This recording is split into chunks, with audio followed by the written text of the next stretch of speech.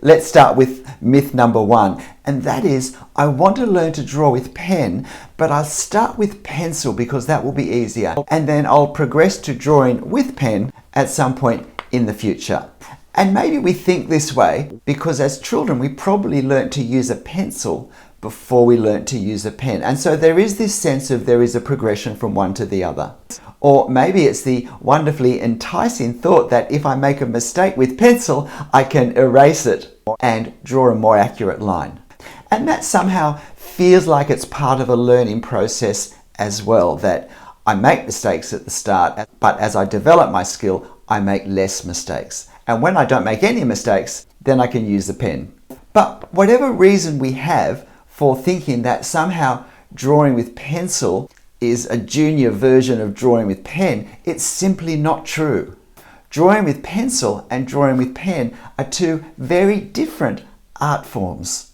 Drawing with pencil is not a lesser form of drawing somehow than drawing with pen. Drawing with pencil is not an easier art form than drawing with pen. They're two different art forms that do have some similarities, although many of these are actually, I think, quite superficial. Graphite is a beautiful medium to draw with. We can produce a huge variety of line with just one pencil, according to how we sharpen it, how we hold it, how we use it. It's incredibly responsive to pressure and to direction and speed. We can spend a lifetime developing our skills in learning to use pencil. And of course, if we make a mistake, we can erase them. But it's not pen and ink. This is a different medium that requires different skills to use. It has different challenges, and it also has different possibilities as to the sorts of drawing outcomes we can achieve with it. There is a far greater dependence on line because there is less variability we can achieve, certainly with one pen as opposed to one pencil, but there's also the possibility of applying tone through ink washes. It does demand an exactness that sometimes we can get away with in pencil, because with pen we can't blur and fade our lines with the same subtlety and variation we can with pencil. But the assumption is simply not true that somehow pen is better than pencil, or pen is a more advanced form of drawing than pencil, that drawing with pen is possibly a more grown-up place to end up after we've practiced with pencil, that pencil is some sort of preparatory medium for going on to then draw with pen. If I want to learn to draw with pencil, I should start to draw with pencil. If I want to learn to draw with pen, I should start to learn with pen. So let's not be thinking that somehow drawing with pencil is either a lesser art form or somehow a preparation for going on to drawing ink. The second myth is this: I want to learn to draw freehand, but I'll start by tracing other drawings, or I'll start by using an image projector to get the outlines, or I'll use a 4x4 grid, or I'll watch one of those copy line by line along with the teacher videos, and at the end of the video I'll finish up with a drawing that hopefully looks the same as theirs.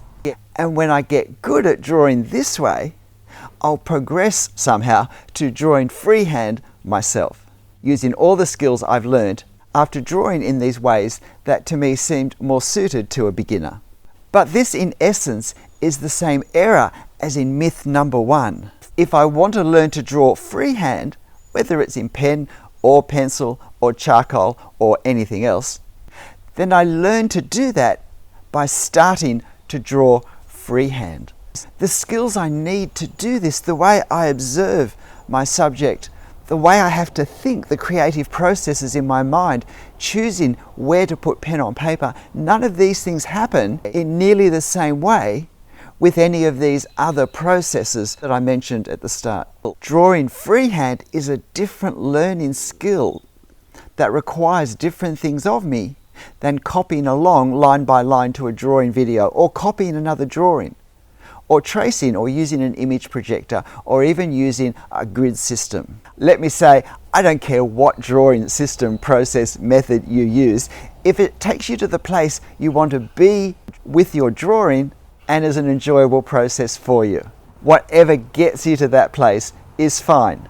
It's just that if the place you want to get to is being able to draw freehand, is being able to sit in the street and draw the scene in front of you, then these drawing methods won't get you to that place. They won't develop the skills that you need to develop to draw in that way. When I first began to draw in ink, I used a 4x4 grid system. And if you've seen my large Instagram drawings, this is the method I used to draw them, a 4x4 grid on my reference and on my paper. I drew first a pencil outline, which I used as a guide to then redraw the scene in ink. So I have no problem with other methods. But when I wanted to develop skills drawing freehand that to use on an upcoming trip to Paris to do street sketching, I knew that this method, despite having been developed to, I think, quite a skillful degree, had actually not equipped me for what I wanted to do with my drawing on this trip. So I stopped drawing this way and began to draw freehand. And I had to take all the risks and to discover all the possibilities, but also the pleasure in drawing directly freehand in ink. And it's the skills I developed doing that you see in my YouTube videos, not the skills I developed doing these drawings a different way. Unfortunately, my trip to Paris was stopped by COVID, but I continued to develop my freehand drawing skills, basically by continuing to draw freehand. So that's myth number 2. Drawing with ways that might feel easier to me at the start will not take me to the place I want to end up if that's a different place. Myth number 3 is the focus right from the start is that I sit down and I have a drawing session and I finish up with an artwork. And it's a natural enough thing to be thinking, it's a natural enough assumption to have, and it's a very good desire to have. But when we start to draw, it's simply not true. I am not going to end up with an artwork at the end of my drawing session. And look, I have talked about this point in a couple of my more recent videos, so if you've heard me, then just feel free to jump ahead to the 4th point, which is a really important point, so don't miss that one. But the truth is, possibly even for a very long time, when I sit down to draw, I'm not producing an artwork. I'm starting the process of learning to draw. And these are two very different things. I hope to learn to produce artworks. I hope to learn skill levels and to gain experience in a wide range of activities that will help me to produce artworks. But right at this point, my focus should not be on having a nice picture to frame or to put in an exhibition or even just to post on social media at the end of my session. This is not a helpful mindset to have. And if I were learning the piano, I would not be thinking that every time I sit down and play for an hour or two, I should then ask all the neighbours in and give them a performance of what I've just done. I would have probably very little reason to think that I've produced something worthy.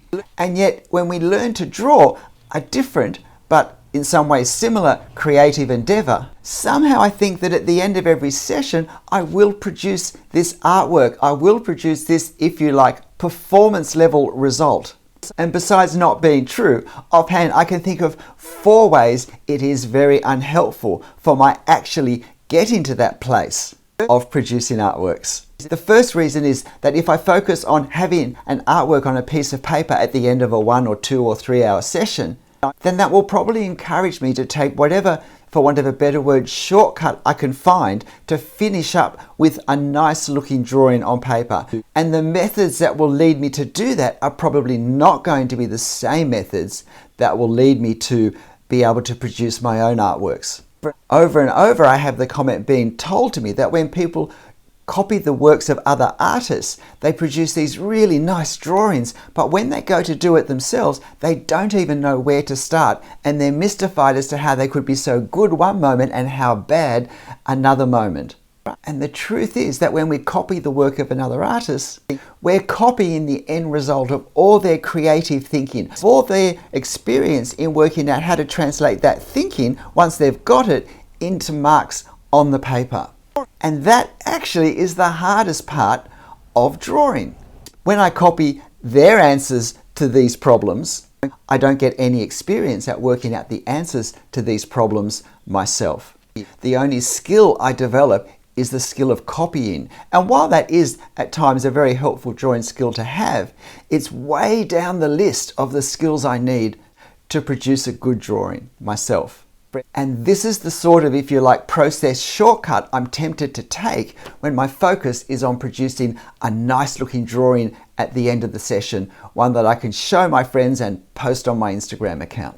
The second problem that I'll have with this focus is I'll become very concerned with a superficial accuracy rather than embracing a learning process. And so my biggest focus in my drawing will be not making mistakes, because I don't want to put any lines on my paper that will spoil my artwork.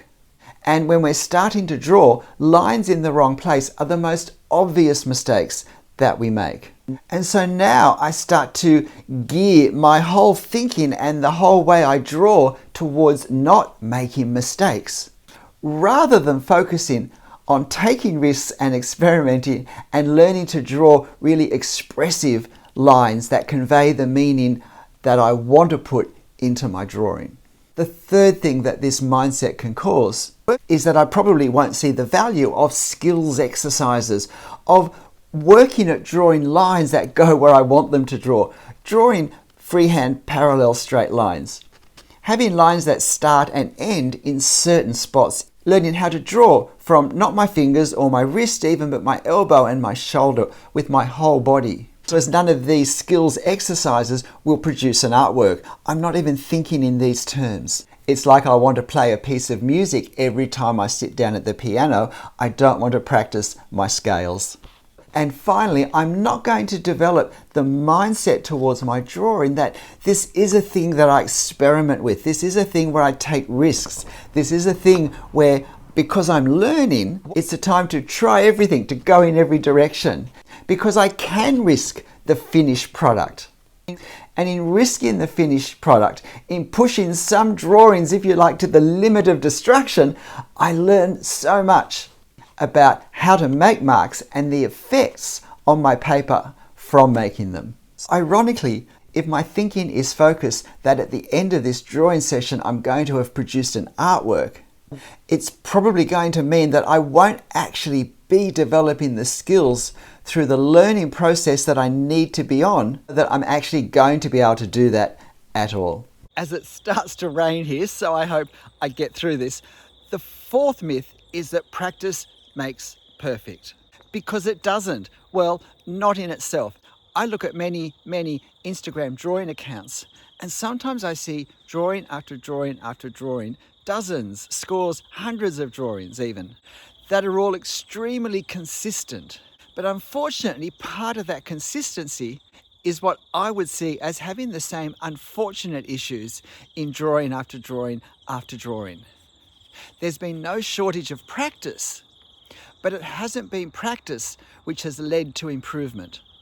In fact, making the same mistakes over and over and over again because we're not aware that we are making mistakes or that we are reproducing problems actually makes it harder for us to, at some point in the future, see these issues as the problems that someone else would recognize them as. Because we've repeated them so often, we've become so used to seeing them, this all looks normal to us in our drawings. For practice to lead to improvement, then I need to practice for improvement. Not, as in the last point, practice to produce an artwork, but practice to produce improvement. And if I have no teacher as such in my art development journey, then I need to become my own teacher. I need to, in effect, correct and mark my work and to set homework for myself. I need to identify areas after every drawing that I can work on in the next drawing to do better before I get so used to seeing those errors that I stop being able to see them. And ideally, I can find a very honest, good friend who I can show my work to and ask, does anything not look right here? Do you have any comments for me? Where even if they can't understand what's wrong with the perspective, they're able to say, it just doesn't look quite right here. Something looks a bit wobbly or out of place. This doesn't seem to go with this. And that can alert me to something I need to look at, which perhaps I couldn't have seen myself. I have a number of videos that are to do with improvement in general and others with quite specific areas of how to improve. But this principle that simply reproducing quantity, practice after practice after practice, somehow automatically produces improvement is in fact a myth, and it's a particularly unhelpful myth to hold on to. G'day, I'm Stephen Travers. Look, I hope you found these interesting and even helpful. And I hope for some of you, it could even give some direction to how you could plan your future drawing in order to get to the place where you are producing artworks. But whatever you're drawing and however you're drawing it, make sure you have fun. I'll see you next time. Bye.